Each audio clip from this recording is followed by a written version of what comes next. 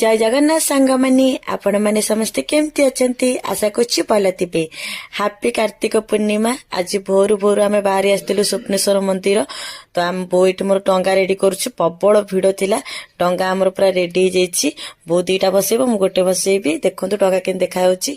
से गहळी भितर पसिके बोर मोर टंगा बसेई देतिलु। टंगा किछ अब आसुनी सेइडी सब लाखी अछि कारण छोटो पोखरीटा ना। तो टंगा बुड़े सारा पर आमे आसी गलु मंदिर रे राम मंदिर तारिणी मंदिर स्वप्नेश्वर मंदिर से भितर मो बोर चप्पल हजिगला मो बोइट चप्पल खोजुची हेले पाइलानी चप्पल। तापर स्वप्नेश्वर मंदिर मुंडिया मारी बाहरिलु।